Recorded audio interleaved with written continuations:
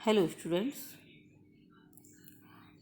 आज हम कार्यपालिका की शक्तियों में वृद्धि के क्या कारण हैं इसके बारे में अध्ययन करने जा रहे हैं। इससे पहले हमने कार्यपालिका के कार्य, उसकी शक्तियाँ, प्रकार, इन सब के बारे में अध्ययन किया था। जैसा कि सभी जानते हैं कि आज जो व्यवस्थापिका है उसकी शक्तियाँ दिनों दिन कम होती जा रही हैं और कार्यपालिका की शक्तियों में निरंतर वृद्धि होती जा रही है। जबकि देखा जाए तो जो लॉक है या रूसो है, उन्होंने अपने जो सामाजिक समझौते का सिद्धांत था उसमें सीमित कार्यपालिका के सिद्धांत के बारे में बात की थी।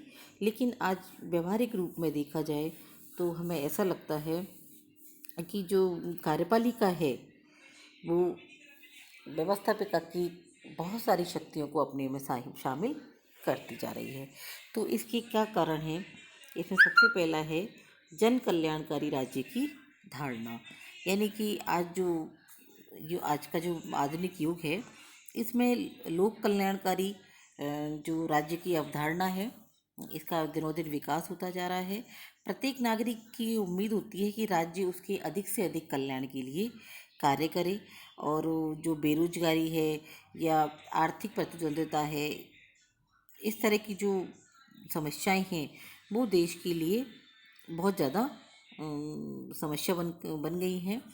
तो ऐसी स्थिति में राज्य का जो कार्य है वो बहुत हद तक बढ़ जाता है और राज्य का कार्य जनता के लिए अधिक से अधिक हित में कल्याणकारी कार्य करना रह गया है।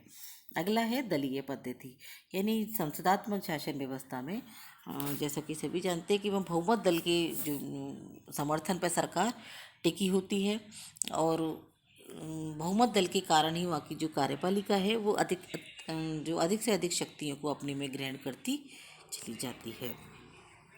और जो कार्यपालिका है उसको भी अपने अपने जो दल है उसको उसकी नीतियों का समर्थन करना होता है, क्योंकि उनको अपने पक्ष में लोकमत तैयार करना होता है।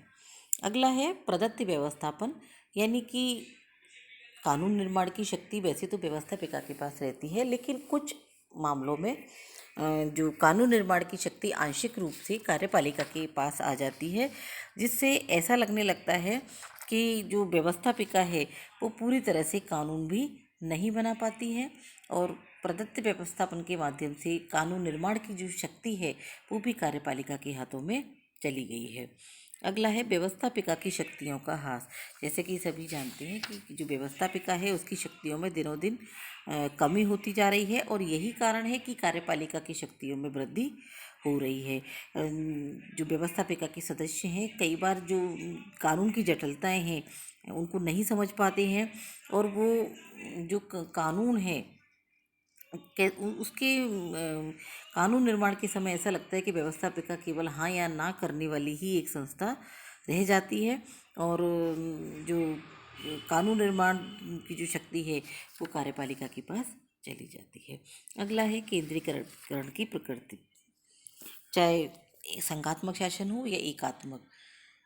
आज वर्तमान में ऐसा लगने लगा है कि सारी शक्तियाँ केंद्र सरकार के हाथों में चली गई हैं और जो राज्य हैं वो एक कठपुतली की तरह से हो गए हैं। चाहे वो आर्थिक अनुदान के माध्यम से जो ऋण दिया जाता है, सहायता केंद्र सरकार के माध्यम से दी जाती है, उसके लिए वो केंद्र सरकार के ऊपर निर्भर होते हैं। आपातकाल के समय, गृह संकट के समय, युद्ध के समय, इन सब के कारण जो और हमारे जो संरचना जो है हमारी या अन्य देशों की, उसके कारण से केंद्रीकरण की जो प्रवृत्ति है वो बहुत ज़्यादा सुदृढ़ होती जा रही है और इसका केंद्रीकरण की जो प्रवृत्ति है इसी का परिणाम है कि कार्यपालिका कई बार अवैध शक्तियों का प्रयोग भी करने लग जाती है। अगला है अंतर्राष्ट्रीय और गृह संकट।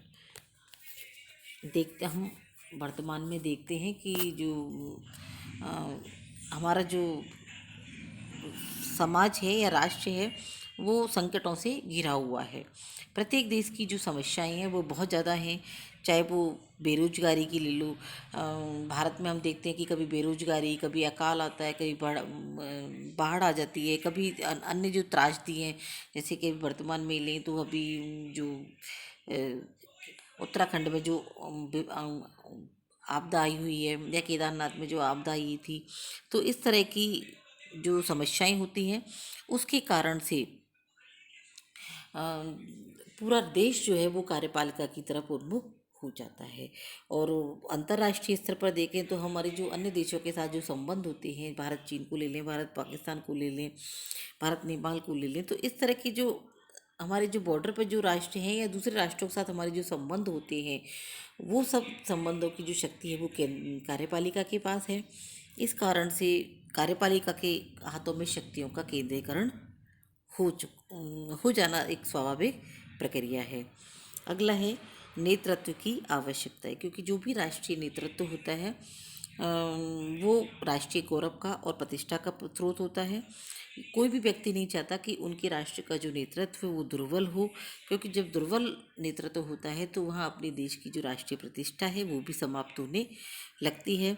और जो देश की जनता है वो अपने जो नेतृत्व है या अपने जो प्रमुख जो नेता हैं उनको चाहती है कि वो सुदृढ़ हों, और कार्यपालिका जो है वो राष्ट्र को एक सबल नेतृत्व प्रदान करती है। अगला है संचार तथा आवागमन के साधनों का विकास।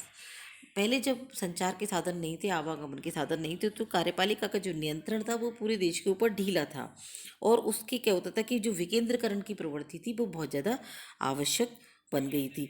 लेकिन आज के जो वर्तमान युग है उसमें कार्यपालिका जो है तरह तरह की जो संचार साधन है, आवागमन के साधन है, उसके माध्यम से वह पूरे देश को कंट्रोल करने की या पूरे देश की देखरेख करने की स्थिति में है, और सब निर्देश भी दे सकती है। इसलिए वो उसको राज्यों के ऊपर निर्भर नहीं है, बल्कि वो स्वयं ही उसके पास अपनी शक्तियाँ निहित हैं। अगला है नेतृत्व की, इसके बारे में हम बात कर चुके हैं। और ये सब जो कारण हैं ये सब व्यवस्थापिका की शक्तियों के पतन के लिए जिम्मेदार हैं, और इन्हीं सब कारणों से कार्यपालिका की शक्तियों में वृद्धि हो रही है। अब व्यवस्थापिका जो है पहले की तरह से बहुत ज़्यादा शक्तिशाली अंग सरकार का नहीं रहा है। तेज़ी से जो बढ़ती हुई जो लोकतंत्र शासन की समस्याएं हैं और जो कार्य हैं उनमें वास्तव में व्यवस्थापिका से कार्यपालिका की ओर स्थानांतरण करने पर मजबूर कर दिया है। यानी कि जो समस्याएं हैं हमारे देश में, उनके कारण से जो शक्तियां हैं वो कार्यपालिका से हस्तांतरित होकर के और कार्यपालिका के हाथों में चली गई हैं। ये ऐसी जब स्थिति हमारे सामने उत्पन्न होती है तो ये आशंका होती है कि इससे, यानी कि कार्यपालिका की बढ़ती हुई जो शक्तियां हैं इनसे कहीं हमारी जो लोकतांत्रिक व्यवस्था है वो खतरे में तो नहीं हो जाएगी, या लोकतांत्रिक व्यवस्था के ऊपर कोई संकट तो नहीं आ जाएगा। लेकिन ये आशंका जो है केवल एक भ्रम होता है, क्योंकि वास्तव में जो प्रजातांत्रिक देश है उसके अंदर जो विरोधी राजनीतिक दल हैं वो समय समय पर होने वाले चुनाव, प्रेस के माध्यम से और राजनीतिक दलों के माध्यम से, न्यायपालिका के माध्यम से, यानी कुछ इस तरह की शक्तियां हैं जो कि सरकार के ऊपर, कार्यपालिका के ऊपर पूरा नियंत्रण रखती हैं, और कार्यपालिका जो है वो अपनी मनमानी नहीं कर पाती है, उसके ऊपर किसी न किसी रूप में नियंत्रण लगा रहता है। तो इन नियंत्रणों के माध्यम से हम कार्यपालिका को ये देखा जाए तो उसके पास शक्तियाँ बहुत ज़्यादा बढ़ती जा रही हैं, लेकिन फिर भी वह निरंकुश नहीं है। कार्यपालिका, व्यवस्थापिका और न्यायपालिका तीनों का आपस में एक दूसरे के ऊपर नियंत्रण ही हमारी संपूर्ण जो शासन व्यवस्था है उसमें एक बैलेंस की स्थिति को दर्शाता है। तो यह सच है कि कार्यपालिका की शक्तियाँ बहुत ज़्यादा बढ़ती जा रही हैं, लेकिन फिर भी वो एक निरंकुश संस्था के रूप में हमारे सामने विद्यमान नहीं है। Thank you.